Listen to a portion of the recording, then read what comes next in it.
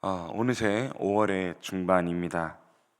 시간이 갈수록 이 대구에 걸맞는 날씨로 조금씩 변화가고 있는 것 같습니다. 오늘도 무려 오늘도 무려 32도를 찍는다고 하니 건강 유의하시기를 바랍니다. 날씨만 뜨거워지는 것이 아니라 우리가 말씀을 묵상하고 주님을 묵상할 때에 주를 향한 우리의 마음 또한 뜨거워지는 우리 예수그리스도교회 되기를 간절히 소망합니다. 우리 지난 본문에서 기근이 심해지고 음식은 떨어지니 야곱, 즉 이스라엘의 아들들은 생존을 위해 다시 애굽으로 가야 했다라고 우리 함께 말씀을 보았습니다. 물론 그냥 간다고 해결이 되는 문제가 아니라 시므온이 현재 포로로 붙잡혀 있고 베냐민을 애굽으로 데려가야 한다는 숙제 또한 해결해야 했습니다. 아들을 또 잃기 싫었던 이스라엘의 반대가 심했지만 결국 유다가 나서서 설득한 끝에 이스라엘은 베냐민을 내어줍니다. 그리고 전능하신 하나님의 은혜를 구하는 이스라엘의 축복과 함께 형제들은 다시 애굽으로 떠나게 됩니다. 결국 애굽으로 떠난 끝에 이 형제들은 예물과 돈을 갖고 요셉 앞에 다시 서게 됐습니다. 요셉은 이제 베냐민이 함께 왔음을 확인하고 식사 약속을 잡은 뒤에 형제들을 집으로 인도하도록 합니다. 이 베냐민을 알아본 게 아마 처음 보는 사람이 있었기 때문에 바로 알아봤을 것이고, 혹은 자기와 조금 많이 닮았기 때문에 그렇게 알아봤을 수도 있겠습니다. 그래서 이 청지기 요셉은 자기가 보딜발의 집에서 가졌던 것과 같은 직무의 청지기를 시켜서 형제들을 요셉의 집으로 인도합니다. 이 청지기가 오늘 말씀 초반에 꽤 많은 분량을 차지하고 있습니다. 그런데 결국에 이 식량이 떨어지고 또 시므온을 찾아와야 했기에 어떻게든 나아왔지만, 또 이스라엘의 축복을 받고 또 어떻게든 하나님의 은혜를 구하며 나아왔지만, 이 형들이 총리가 된 요셉을 여전히 두려워하고 있었습니다. 벌써 두 번째 보게 되는 것이지만 여전히 그들은 총리가 된 요셉을 두려워하고 있었습니다. 이 형제들은 알고 있었습니다. 자신들에게 일어난 돈의 문제가 들키게 된다면, 또 수면 위로 드러나게 된다면 그들은 나귀도 빼앗기고 노예로 전락할 것이라는 것을. 그리고 형제들은 또 잘 알고 있었습니다. 지금이, 이 청지기와 대면한 지금이 나중에 돈다발을 들키기 전에 조금이라도 떳떳하게 우리가 얘기할 수 있는 마지막 기회라는 것을 말입니다. 그래서 그나마 요셉 총리보다는 덜 부담스러운 청지기에게 자신들이 겪은 일을 조목조목 얘기를 합니다. 보통 이제 사고를 쳤을 때에 그 일을 담당하게 되는 그 사람에게 직접적으로 먼저 얘기하기보다 조금 관련 있는 사람에게 먼저 슬쩍 얘기를 함으로써 위험도를 조금 낮추지 않습니까? 저희 남매도 이제 어렸을 때 뭔가 사고를 쳤을 때에 곧바로 얘기하기보다 관련성이 적은 분들부터 조금씩 얘기하면서 이제 약간 위험을 좀 덜기 위해 노력했던 기억이 납니다. 일단 그런 상황인 겁니다. 위험성을 덜기 위해서 먼저 얘기를 한 겁니다. 그런데 여기서 청지기의 반응이 재미있습니다. 청지기는 여기서 애굽의 사람입니다. 애굽 사람인데도 당시 애굽이라면 초강국이었을 텐데 그들은 다른 나라를 충분히 업신여길 수 있고 낮춰볼 수 있고, 또 애굽의 신이 다른 나라들의 신보다 더 우월함을 마음에 새기고 살 수 있었던 그런 존재들입니다. 그러니까 애굽인으로서 그에게 프라이드가 있었을 것이다, 자존감이 높았을 것이다 라고 생각해 볼 수 있다는 것입니다. 그런데 형제들의 저희가 잘못하지 않았지만 저희가 이렇게 다 들고 왔습니다, 전부 다 다시 배상해 드리겠습니다 라는 말에 청지기는 놀라운 고백을 합니다. 너희는 안심하라, 두려워하지 말라. 그리고 너희 아버지의 하나님이 재물을 너희에게 넣어주신 것이다. 나는 이미 돈을 받았다 라고 말하는 것입니다. 이 애굽 청지기의 정말 놀라운 고백이 아닐 수가 없습니다. 물론 이 형제들과의 첫 번째 만남 때 돈을 몰래 넣은 자도 이 청지기일 것입니다. 또 오늘 장 이후 은잔을 몰래 넣게 되는 이 명령을 받아 넣는 것도 이 청지기입니다. 그러니 요셉에게 나와 이들이 이런 관계다. 그래서 네가 이렇게 돈을 넣어야 하고 은잔을 넣어야 한다라고 상황도 전달받고 말을 어떻게 하라고 들었을 수도 있을 것입니다.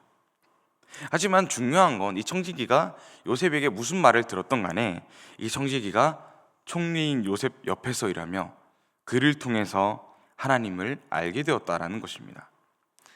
그가 물론 진정으로 믿었는지는 우리가 알 방법이 없지만 애굽 사람이 그가 너희 하나님, 너희 아버지의 하나님께 하셨다라는 고백을 미루어 볼 때 요셉의 삶과 그 모습에서 하나님이 어떤 분이신지를 보고 또 듣게 되고 알게 되었다라는 것입니다. 사랑하는 성도님들, 우리의 삶도 이 요셉의 삶과 같아야 할 줄 믿습니다. 그리스도인으로서 숨어 지내는 것이 아니라 티내지 않고 지내는 것이 아니라 하나님과 복음을 부끄러워하지 않는 삶, 또 그리스도의 향기를 참지 못하고 뿜어내는 삶을 살아야 할 줄 믿습니다. 우리가 삶을 살 때에, 이 세상을 살아갈 때에 이 애굽의 청지기와 같은 하나님을 잘 알지 못하는 세상 사람들을 만나곤 합니다. 그것이 직장의 동료, 또 선후배일 수도, 친구일 수도, 또 혹은 가정의 가족일 수도 있겠습니다. 그들을 위해서 우리가 반드시 복음을 또 전해야겠지만 먼저 우리가 삶의 예배자로서 의롭게 살아내야 한다는 것입니다. 성령님께 의존하여서 삶으로 나타내는 자녀로 살아갈 때에 그들도 하나님께 관심을 가지고 또 믿게 되는 귀한 방편이 될 줄로 믿습니다. 그런 역사가 있으시기를 주의 이름으로 축복합니다. 이제 요셉이 정오의 집에 들어오자 형제들 처음부터 베냐민까지 모두 무릎을 꿇고 요셉에게 절을 합니다. 마침내 꿈꾸는 자 이 요셉이 팔리기 전 꾼 꿈이 자신을 이 자리까지 몰고 온 하나님께서 주신 꿈이 이루어지는 순간입니다. 베냐민을 포함한 형제들이 모두 모여서 자신에게 엎드려 절하는 것입니다. 이 꿈꾸는 자 요셉은 멀리 돌아온 것 같으나 결국 하나님의 신실한 계획 속에서 다시금 하나님께서 나의 길을, 하나님께서 이끌어 가신 그 길을 이루어 가시는구나 하고 한 번 더 느꼈을 것입니다. 이 요셉은 그 형제들의 안부와 또 보고 싶은 아버지 안부를 한 번 더 묻습니다. 샬롬 하면서 안부를 묻습니다. 우리 함께 창세기 37장 4절을 함께 읽겠습니다. 시작. 그의 형들이 아버지가 형들보다 그를 더 사랑함을 보고 그를 미워하여 그에게 편안하게 말할 수 없었더라. 아멘. 여기서 편안하게 말할 수 없었다가 곧 샬롬을 하지 않았다. 이 형제들이 요셉을 미워해서 그 흔하게 말할 수 있는 그 샬롬조차도 하지 않았다. 과거 형들은 요셉과 샬롬조차 말하지 않았던 관계인 것입니다. 그런데다가 자신을 팔기까지 했지만 이 요셉은 형들과 동생을 보며 눈물을 흘리고 보고 싶은 아버지와 형제들에게 샬롬 하면서 안부를 묻기까지 합니다. 이것을 볼 때에 요셉은 이미 그들을 용서하고 있는 것입니다. 우리가 또 세상을 살아갈 때에 샬롬하고 안부를 묻고 싶고 그 사람의 생각을 하면서 기도하면서 연락을 한번 하거나 또 전화를 한번 할 때가 있습니다. 근데 우리 교회에서 하는 것처럼 좀 더 따뜻하게 이렇게 안부 묻고 싶고 관계하고 싶고 인사하고 싶은데 생각보다 교회에서 하는 것만큼 세상에서 잘 되지 않습니다. 오히려 나의 빈틈을 파고드는, 또 나에게 상처를 주는 말을 오히려 들을 때가 있습니다. 그 사람을 위해서 기도하고 전도하기 위해서 그 사람을 생각하며 하나님을 찾았던 이전의 기억은 없어지고 내가 무슨 부귀영화를 누리겠다고 이 사람에게 내가 샬롬하고 안부를 묻고 있는가, 이 사람에게 나의 마음을 전하고 있는가 하고 씁쓸함만 남기도 합니다. 하지만 오늘 요셉이 그들을 용서하고 샬롬하고 안부를 물었던 것처럼 우리도 또한 하나님께 의지하면서 또 그들에게 계속해서 다가가고 마음을 열고 안부를 물어야 할 줄 믿습니다. 이제 요셉은 눈물로 젖은 얼굴을 씻고 나와서 음식을 제공합니다. 이때 요셉은 이미 형들을 용서한 상태이지만 한 번 더, 조금 더 시험해 보기로 합니다. 이미 용서는 했지만 시험을 조금 더 하는 것입니다. 형들을 용서했으면 굳이 마지막까지 시험을 해야 될까? 그냥 화해하고 그냥 넘어가면 되지 않을까 싶지만, 이 형들과 요셉의 관계는 우리가 잊어서는 안 되지만 팔고 팔린 관계입니다. 요셉을 몇 번이고 죽을 뻔하게 만든 장본인들입니다. 그래서 요셉의 마음에 내가 형들을 사랑하고 형들이 지금은 좀 많이 바뀐 것 같고 변화된 것 같지만 내 진짜 정체를 밝혔을 때 어쩌면 다시 그때로 다시 돌아가지 않을까? 형들이 다시 원래대로 돌아가지 않을까?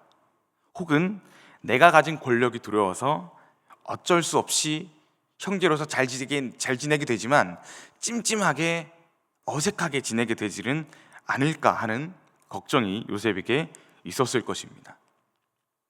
이미 형들은 이렇게 그동안의 힘든 고난길이 요셉을 팔았기에 하나님이 내리시는 벌이 아닐까 하고 죄책감과 두려움을 이 형제들은 갖고 있었습니다. 그래서 이 시험은 그냥 끝까지 못 믿어서가 아니라 요셉 자신을 위해서도 또 형들을 위해서도 필요한 시험이었던 것입니다. 그래서 요셉은 시험을 하나 팝니다. 바로 자신이 팔리기 전 아버지께 채색옷으로 편애받았던 것처럼 베냐민도 편애받는 상황을 조성한 것입니다. 무려 형들보다 음식을 5배나 더 줍니다. 과연 자신을 시기했던 형들이 이 베냐민을 향한 편애의 함정은 그냥 넘어갈 수 있을까 하고 준비한 것입니다. 다행히도 형제들은 베냐민을 향한 질투와 시기가 아닌 요셉과 함께 더불어서 마시고 즐거워했다라고 합니다. 심지어 44장 다음 본문에서는 유다가 베냐민을 위해서 목숨을 걸기까지 했습니다. 시험을 통과한 것입니다. 요셉도 기뻐했을 것입니다. 사랑하는 성도님들, 우리도 이 요셉의 형제들처럼 여전히 부족하고 죄를 짓지만 하루하루 나아지는 존재들입니다. 이 요셉이 형들을 이미 용서했듯이 우리도 예수 그리스도를 통해서 예수님을 믿음으로 말미암아서 용서받았습니다. 그리고 믿음으로 의롭다 여겨주십니다. 하지만 우리가 세상을 살 때에 이 요셉이 시험하듯이 우리 삶에 시험이 종종 찾아올 때가 있습니다. 특히 오늘 말씀을 듣고 잘 살아보겠다 하고 저 거친 세상으로 가셨을 때에 직장에서 나보다 나은 사람, 옷도 나보다 나은 사람, 나보다 5배는 많이 가진 사람이 눈에 걸릴 때가 있을 것입니다. 시기 질투가 납니다. 흔들립니다. 이 형제들처럼 잘해서 통과했으면 좋겠지만 우리는 또 몇 번이고 쓰러지고 또 걸려 넘어지게 됩니다. 심지어는 가족이나 친지일지라도 배가 아파서 쓰러질 때가 있을 것입니다. 그래서 우리는 조금 더 잘해보자 이게 아니라 우리를 이롭다 하시는 예수 그리스도께 도망가야 하는 줄 믿습니다. 비록 우리는 구원받았음에도 여러 시험에 넘어집니다. 그것이 비록 우리를 단단하게 연단하는 시험일지라도 말입니다. 그럼에도 우리는 오늘도 내가 예수 그리스도를 몇 년 동안 믿었는데 아직도 이거를 이겨내지 못하나 하는 죄책감으로 쓰러져 있는 것이 아니라 예수님의 십자가를 붙들고 오늘도 일어나야 하는 줄 믿습니다.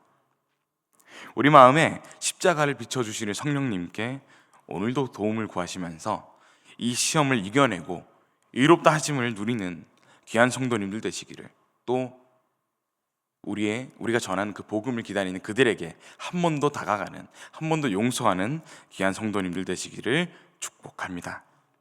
기도하겠습니다. 우리를 구원하신 하나님 아버지 참으로 감사합니다. 우리가 그리스도인으로서 주위의 이들과 더불어 살아갈 때에 복음을 전하는 것도 우리의 의무이지만 삶의 예배를 통하여 보여주고 그리스도의 향기를 통하여 느끼게 하도록 우리가 잘 살아가는 것도 우리의 의무이자 사명인 줄 믿습니다. 요셉과 같이 우리 매 순간 매 순간 형통한 삶을 살게 하여 주십시오. 우리가 세상을 살아갈 때에 저런 시기 질투와 같은 시험에 몇 번이고 넘어지곤 합니다. 그 사람이 가진 것이 더 커 보이고 십자가를 쥐고 있는 나는 더 작아 보이는 것입니다. 주님, 그럼에도 우리에게 실망하지 않으시고 또 의롭다 여겨주심에 매일의 새로운 기회를 허락해 주심에 감사를 드립니다. 우리가 오늘도 포기하지 않고 십자가를 손에 굳게 쥐고 오늘도 연단되는 이 시험의 날을 잘 이겨낼 수 있도록 신앙의 성장을 매일매일 기대하도록 하여 주십시오. 이번 한 주간도 주께 맡겨 드립니다. 몸이 아픈 이들은 주께 의지하게 하시고 마음이 아픈 이들 또한 주께 회복을 구하게 하여 주십시오. 감사드리며 우리 주 예수님의 이름으로 기도드렸습니다. 아멘.